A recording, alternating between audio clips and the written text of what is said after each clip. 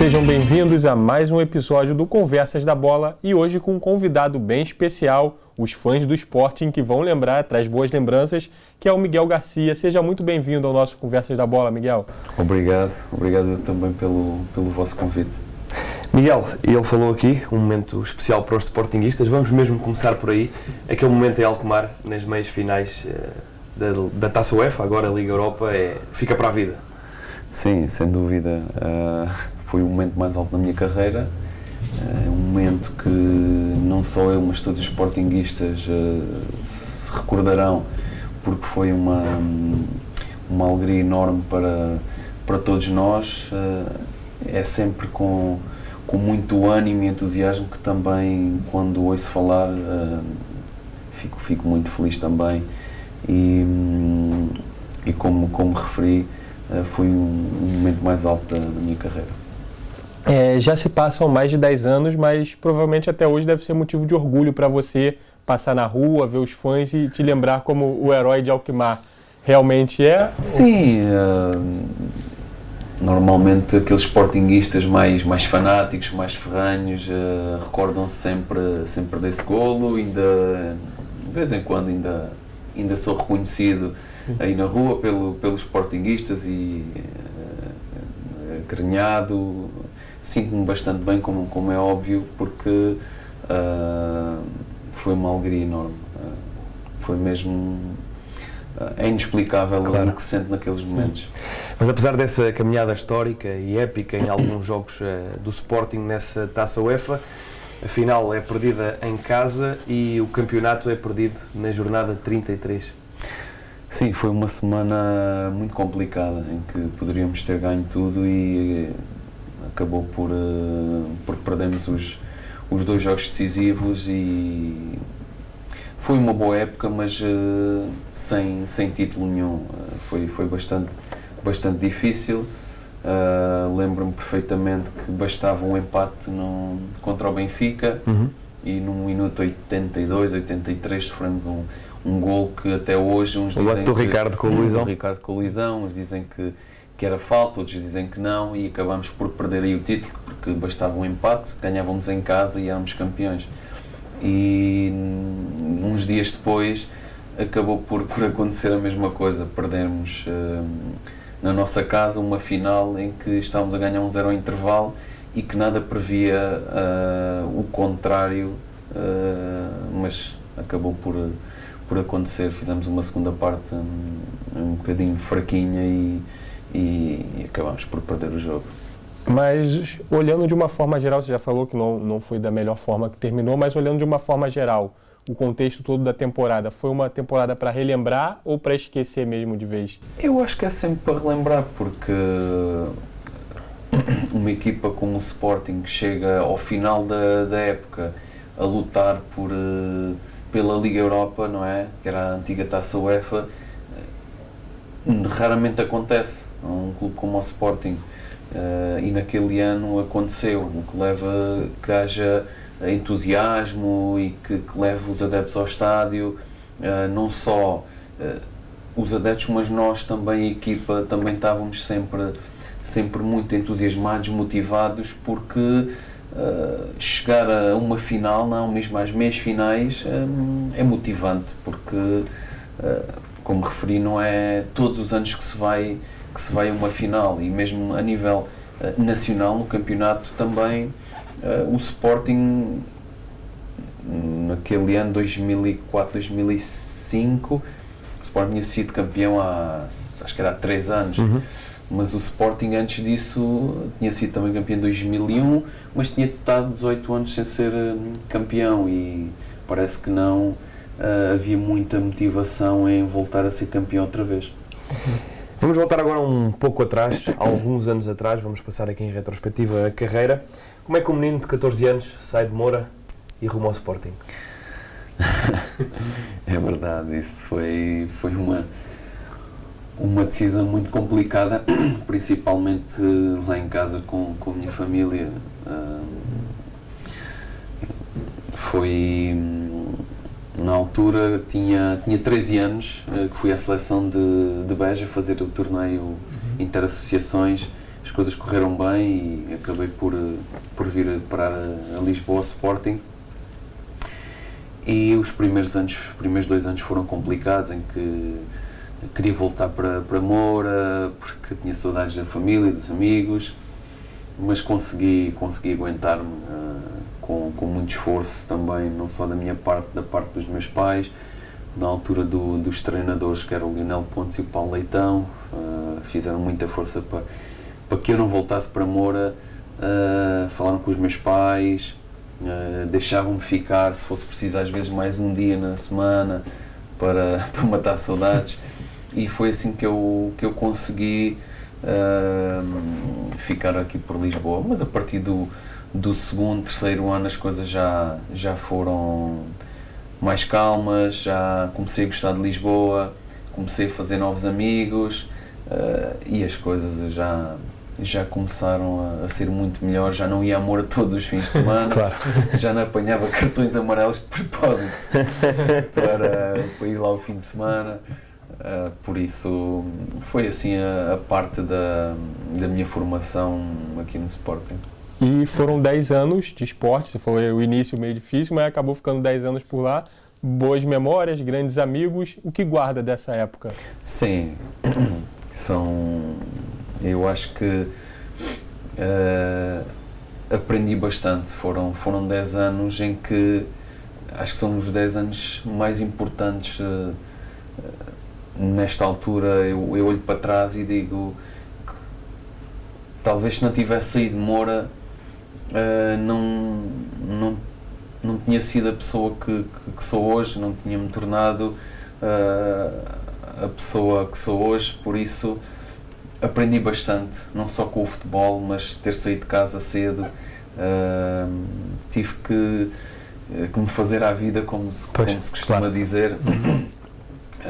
Foi bastante complicado ter que me levantar às 7 da manhã, apanhar 2 autocarros, que na altura vivia na Encarnação, chegar a casa às 10 da noite, sozinho, ter que tratar de muitas coisas sozinho. Foi complicado, foi difícil, mas tornou-me a pessoa que eu sou hoje, e só tenho que agradecer a oportunidade que me foi dada na vida, e felizmente acho que dei o passo certo na altura certa. Depois do Sporting surge a internacionalização na carreira, rumas à Série A italiana, mas aí as coisas foram complicadas, não é? Depois de uma boa pré-época, uma lesão gravíssima. Sim, acho que aí tive o primeiro azar na minha carreira, porque sair do Sporting, estar 10 anos no Sporting e sair para outra equipa no estrangeiro sem falar a língua,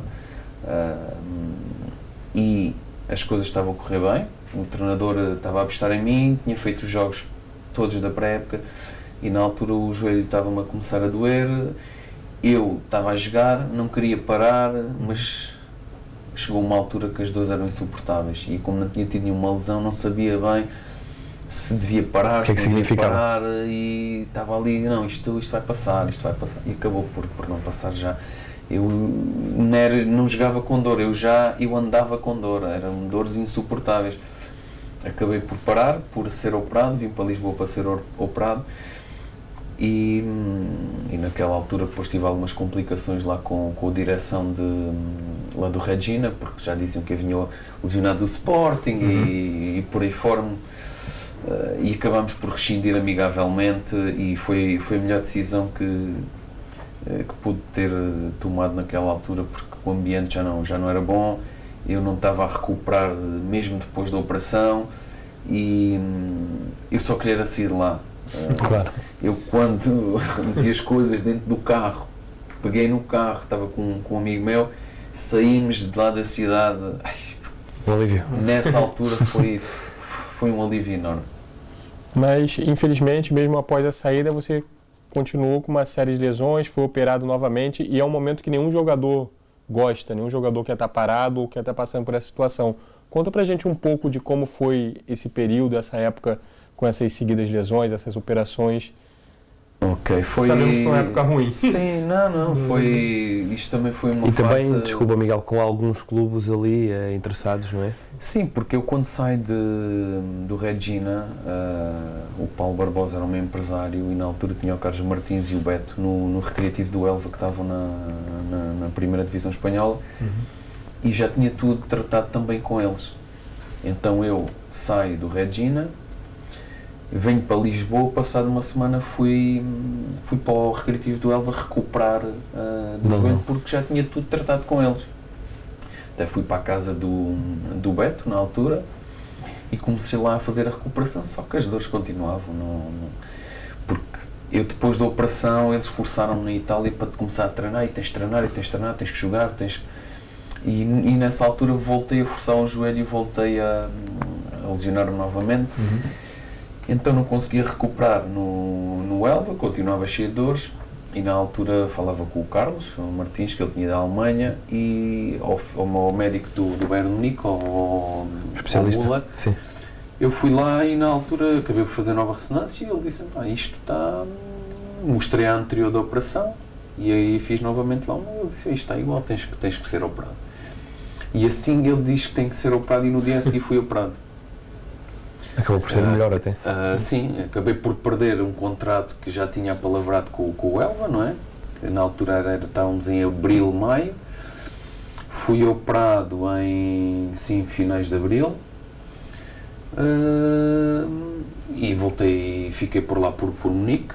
Fiz a recuperação em Munique e voltei depois para, já na fase final da recuperação, vim para Lisboa. Acabei por fazer um bocadinho aqui em Lisboa e depois tive o Rolão Preto e o Bologna ligaram para ir para o Standard de Liège. Na altura fui eu e o Valdir, porque o Valdir também estava a recuperar de uma lesão.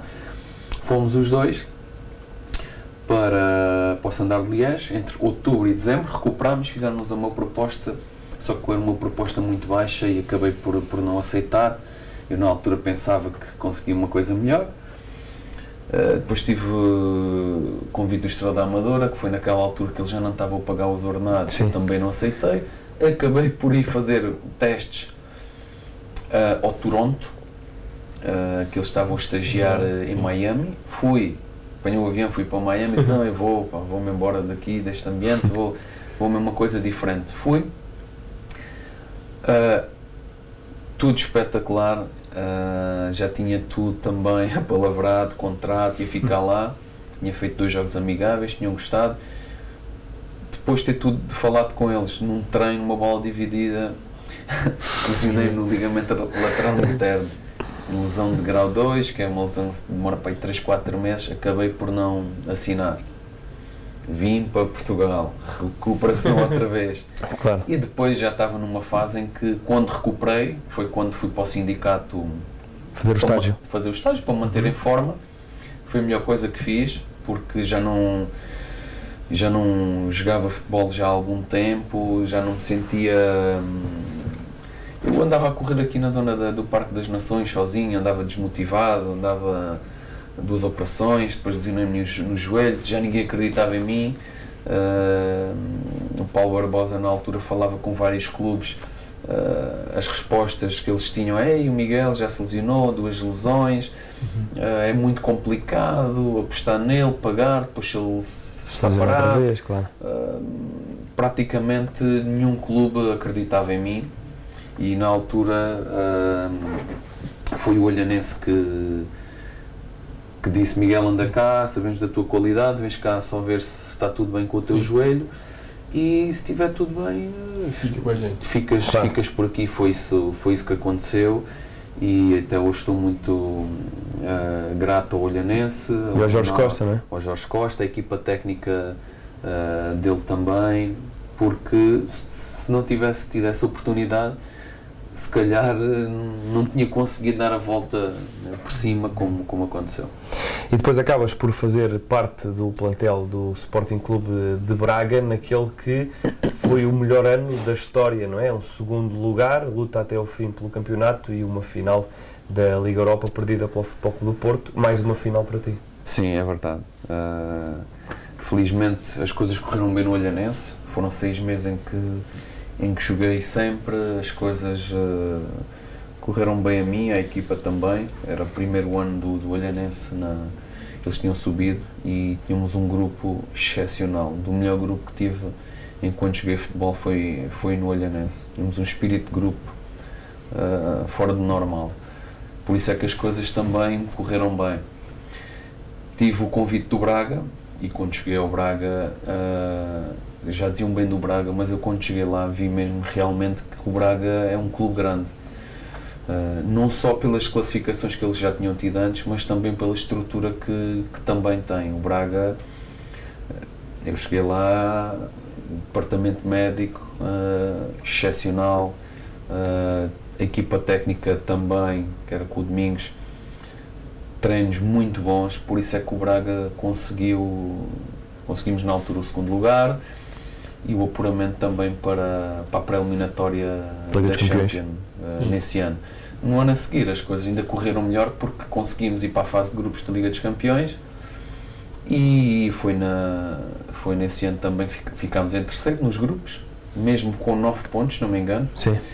E conseguimos passo a passo chegar a uma final europeia, porque no Braga era impensável isso acontecer e mais uma vez fizemos história no Braga. Até porque eliminou também o Benfica no jogo antes da final, quando já todos diziam que o Benfica estava apurado, não é? Sim, os benfiquistas já tinham comprado o bilhete para a final e tudo. Sim, pois. E também teve experiências na Espanha, Turquia e Índia. 3 ambientes completamente diferentes, assim, com um futebol completamente diferente. Conta pra gente um pouco dessas experiências, no caso. Turquia foi uma decisão que tomei porque na altura até queria ter ficado no Braga, mas não conseguimos chegar a acordo.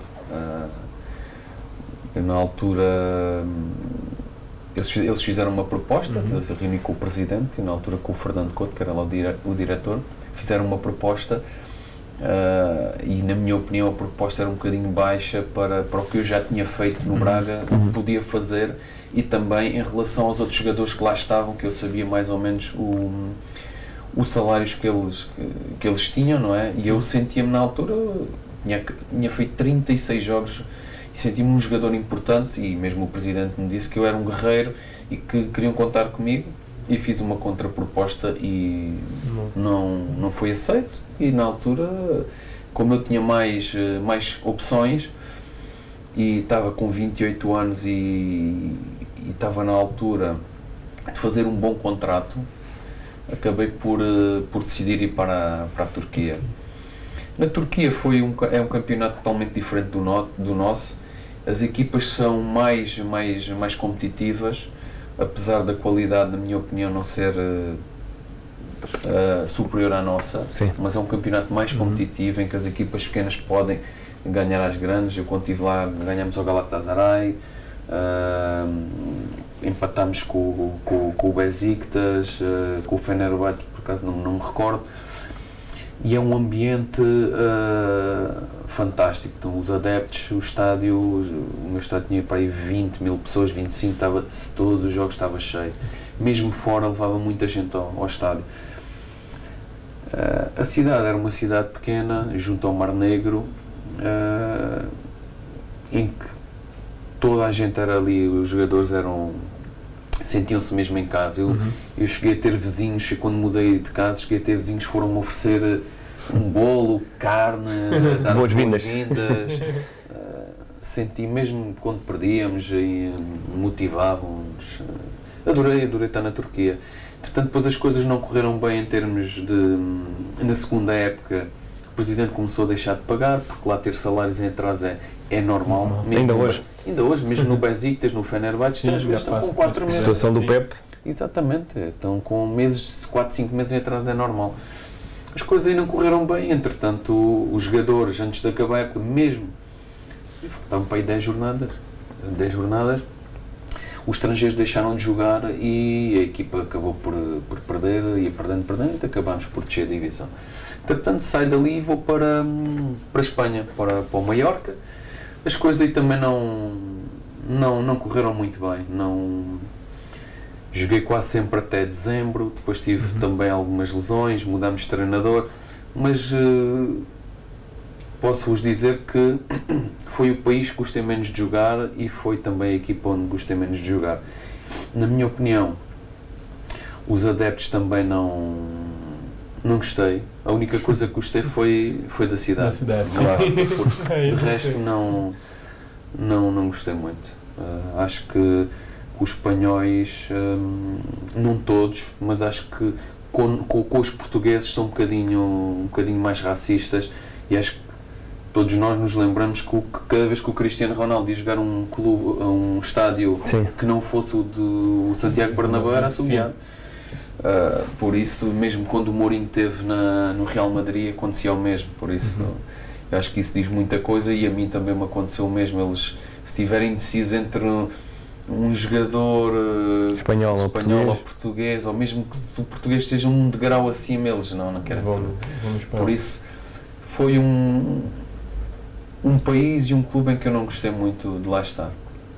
Depois surgiu uma nova aventura, porque também eu não queria voltar a Portugal. Tive uma proposta na altura do Belenenses, só que quando eles foram fazendo várias propostas, e quando fizeram a última proposta, que eu se calhar teria aceito, já foi tarde, porque aceitei ir para a Índia, e também acho que foi uma experiência, a melhor experiência em termos profissionais. E outro mundo também. Que tive, sim. Tudo diferente. As pessoas, a cidade, a comida, o clima, tudo completamente diferente. E eu acho que isso é que nos enriquece também a nós, sem estas experiências. Como não sei se o Edgar também vos falou, porque eu estive lá com o Edgar, tanto na Superliga como na A-League. Adorávamos aquilo. Foi espetacular, uma experiência muito enriquecedora a todos os níveis, em que só quem passa por aqueles ambientes é que sabe se calhar o que é que eu estou a falar. Claro. Miguel, falando da carreira na seleção, fizeste um percurso até à seleção B. Há ali um momento muito importante, que é o torneio de Toulon de 2003, em que conseguem a vitória, e também com Cristiano Ronaldo. 2 em 1, esta pergunta é: como é que foi esse triunfo em Toulon, e se Cristiano Ronaldo já era tão bom? Sim, acho que somos a última equipa a vencer Toulon. Acho que foi a minha geração. Na altura tínhamos uma equipa também muito boa, não é? Penso que vocês conhecem também a maioria. Na altura, Bruneval, eu, o Carlos Marques, que fez a carreira no Chipre, Pedro Ribeiro, que fez a carreira aqui, primeira e segunda liga. Tínhamos o Vítor, que não fez assim, acho que não sei se chegou a jogar na primeira divisão. Depois Raul Meireles, Custódio, Dani, o Ronaldo, o Lourenço, o Almeida, o João Paiva, que acabou por fazer os golos também da final. Por isso, acho que foi uma geração, ainda alguns jogam. Tínhamos uma equipa em que quando o primeiro jogo jogámos contra a Inglaterra, se não me engano, demos logo 3-0. Segundo jogo, Argentina, mais 3-0. Ficaram logo apresentados. Ficámos logo aí e acabámos por ganhar depois 3-1 à Itália.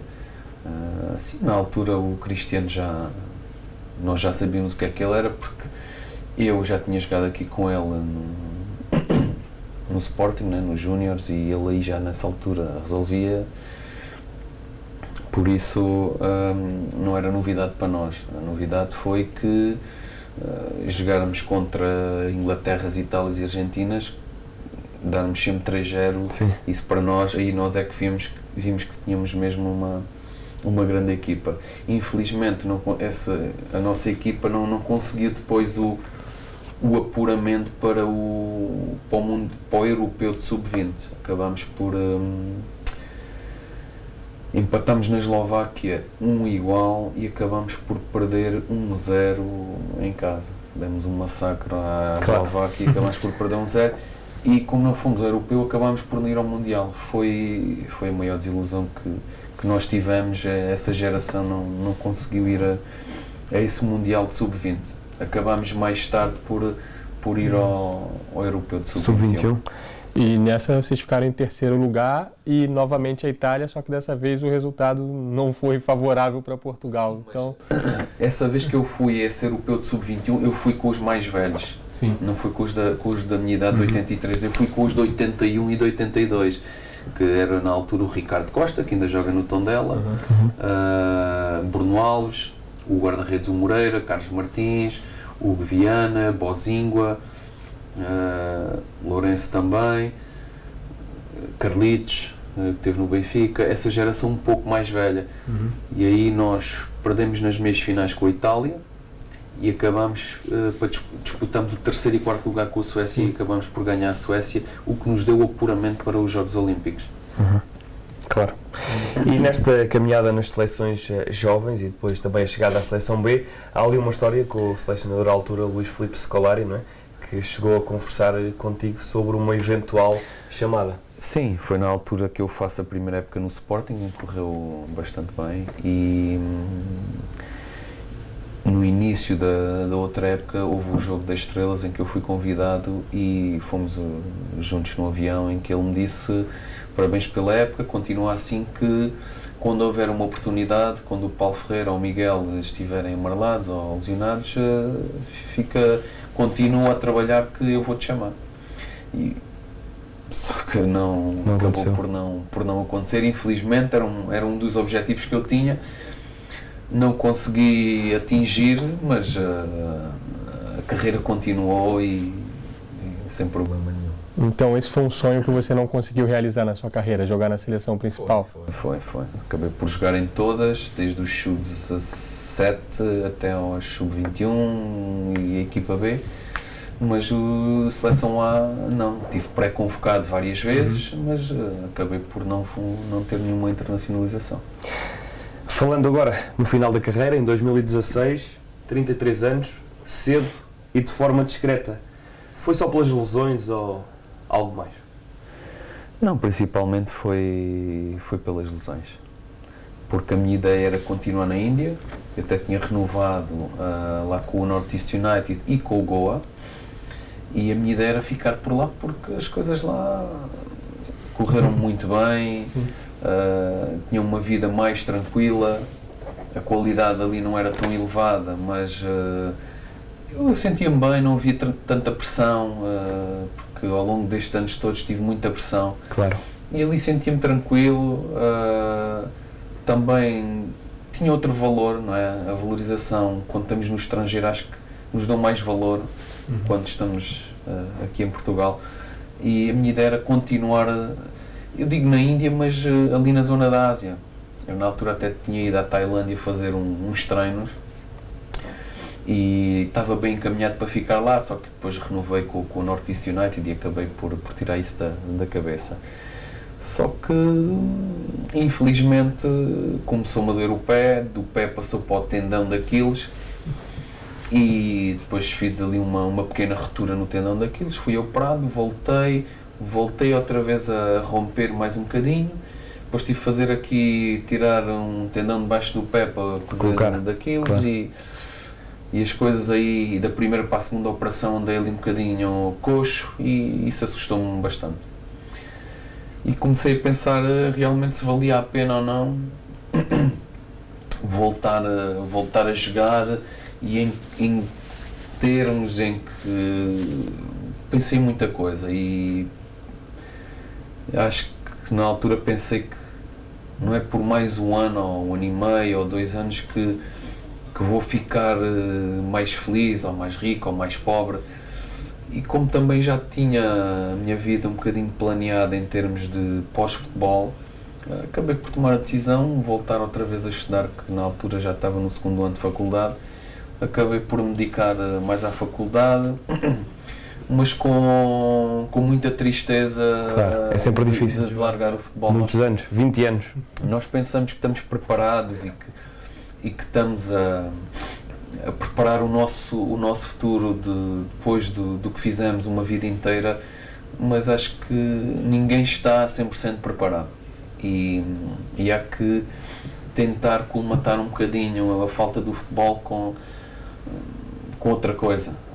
Há uns que são treinadores, outros são diretores, há outros que seguem uma carreira completamente distinta ao futebol, mas no fundo, quando nós, principalmente, tomamos a decisão de deixar de jogar e quando nós assistimos a um jogo e vemos que ainda podemos lá estar e que temos qualidade de lá estar, é complicado. Mas neste momento ainda por cima já passei como se costuma dizer, um bocadinho o prazo.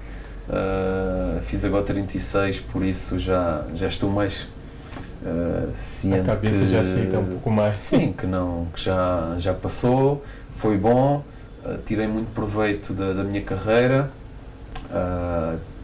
Estou muito agradecido a toda a gente que fez parte da minha carreira, família, treinadores, equipas técnicas, amigos, toda a gente que me apoiou, estou muito agradecido.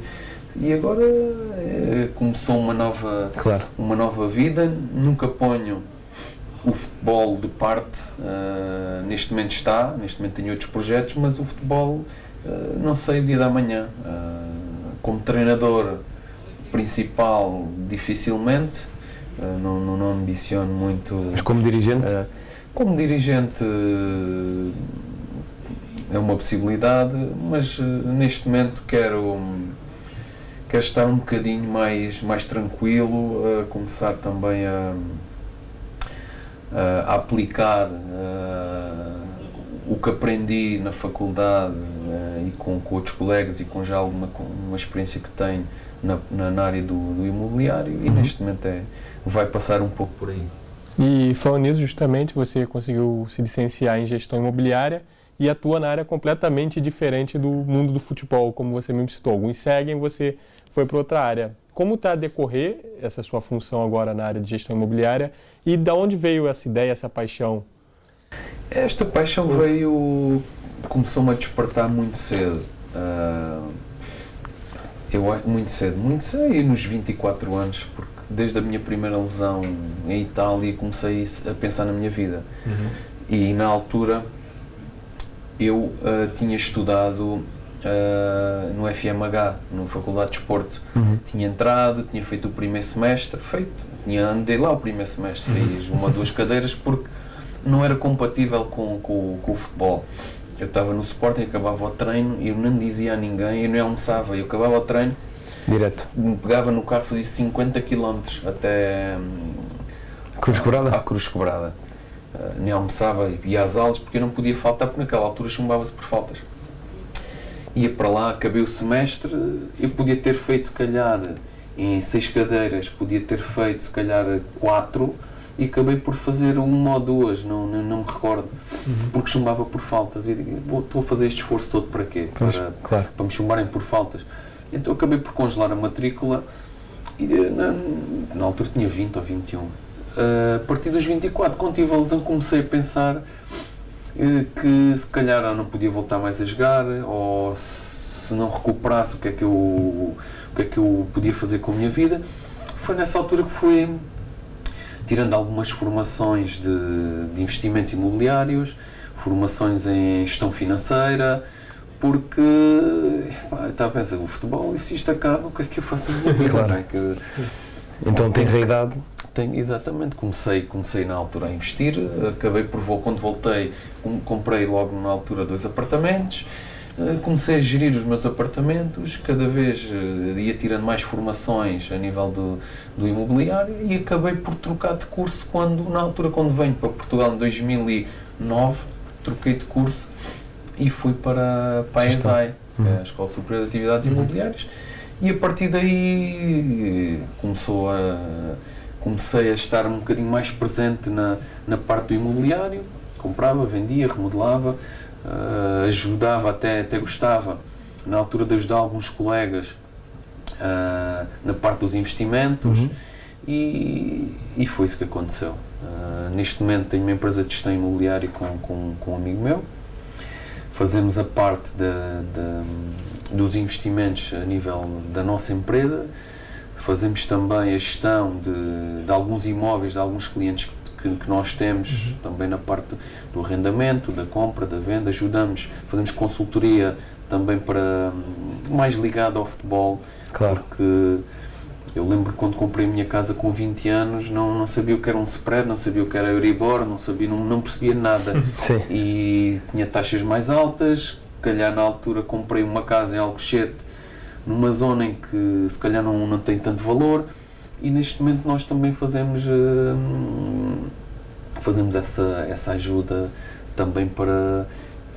Eu estou a tentar ligar a parte do imobiliário com a parte do futebol, porque acho que muitos jogadores, não é, precisam dessa ajuda para terem noção que, ok, estou a fazer um bom investimento, esta casa aqui não vai desvalorizar, muito pelo contrário, vai valorizar. Valorizar, claro. Porque quem pensa que o investimento imobiliário valoriza sempre é mentira. Há zonas que têm menos valor e que podem até desvalorizar, e a minha empresa dá uma ajuda nesse aspecto. Tem vindo a correr cada vez melhor? Sim, cada vez melhor, aos poucos e poucos. Tenho vindo a dedicar cada vez mais tempo, porque não foi fácil a transição de treinar de manhã e à tarde descansar, ou agora sair de casa, ir ao escritório, ou ir ver uns apartamentos, ou fazer uma análise de um investimento, à tarde igual. Neste momento já estou mais adaptado, mas foi uma adaptação também difícil. Não digo que foi muito difícil, porque é uma das paixões que eu também tenho, mas fui-me adaptando gradualmente. Claro. E agora, para fechar, Miguel, a gente está chegando ao fim do nosso tempo, você fala que continua acompanhando o futebol de qualquer forma. E como você avalia o atual Sporting de Marcel Keiser? É assim, o Sporting, eu não posso dizer o atual momento, eu acho que isto tem a ver um bocadinho também com o que vem de trás. O Sporting, como nós sabemos, os últimos 10 anos do Sporting não foram muito fáceis em termos de estabilidade. Houve muitas trocas de treinadores, isso para os jogadores não é bom. Houve também muitas saídas, muitas entradas, e assim é difícil conseguir-se ganhar alguma coisa. Apesar do Sporting ter ganho Taça da Liga, Taça de Portugal, também ganhou algumas. Na altura, nem quando o Bruno Carvalho entrou para o Sporting, as coisas até correram bastante bem, os primeiros anos, em que o Sporting só não foi campeão por um detalhe. Por um ponto. O Sporting naquela altura, com o Benfica, perdeu em casa 1-0, e se tivesse ganho tinha sido campeão, ou mesmo se tivesse empatado. Depois, a partir daí, as coisas com o Bruno Carvalho, todos nós sabemos o que é que se passou, não vale a pena estar aqui a referir. As coisas não correram bem, e isso abala um bocadinho a estrutura do clube. Os jogadores, muitos saíram, depois alguns voltaram, troca de dirigentes, treinadores, tudo. E na altura o Mr. Peseiro estava a fazer também uma excelente época, em que não me recordo, em que estava em segundo lugar. A 2 pontos do primeiro. A 2 pontos do primeiro. A direção entendeu que deviam mudar de treinador, mudaram de treinador, e quando o Keiser chegou, as coisas pareciam que... Uma revolução. Claro, exatamente. Goleada atrás de goleada. Sporting cada vez melhor, e as coisas agora complicaram um pouco, porque não se conseguiu ganhar ao Porto, perdeu-se com o Benfica em casa, perdeu-se a primeira mão da Taça UEFA, da Taça de Portugal. O Sporting já deu uma boa resposta agora no último jogo. Contra o Braga vai ser um jogo importantíssimo, em que o Sporting tem mesmo que ganhar, se ainda pensa no chegar umas posições mais acima. Mas agora é deixar o treinador trabalhar, porque começou bem, agora teve uma fase menos boa, porque acho que tem que se dar tempo aos treinadores, chegaram agora também jogadores, tem que se dar tempo aos jogadores, e só assim se consegue dar também uma resposta mais afirmativa, ou fazer uma análise um bocadinho mais mais profunda para saber o que é esta equipa de Marcelo Keizer, porque estar a falar agora, no momento atual, o Benfica, dando um exemplo, o Benfica começou, estava bem, depois esteve mal, agora já está bem, se calhar daqui a 2, 3 jornadas perde 2, 3 jogos e tudo muda. Por isso ainda falta muitos jogos, apesar do Sporting neste momento estar em desvantagem para as 3 equipas que estão à sua frente, mas vamos ver, vamos aguardar até ao final do campeonato. O Sporting neste momento, o que posso dizer é que tem um título, tem uma taça da Liga. Basta ganhar 1-0 ao Benfica, está vivo na Taça de Portugal. Vai à final na Taça de Portugal, por isso no Sporting não está tão bem, é no campeonato, como nós sabemos. Quinta-feira, se Deus quiser, vai ganhar ao Vila Real e as coisas começam a melhorar outra vez. Miguel, muito obrigado pela tua presença no nosso programa. Obrigado. Foi ótimo e é muito bom podermos ter alguém tão importante aqui no nosso programa. E agradecendo em meu nome e em nome do Igor, ao Miguel e a todos os que nos estão a acompanhar, fica por aqui este 14º episódio do Conversas da Bola.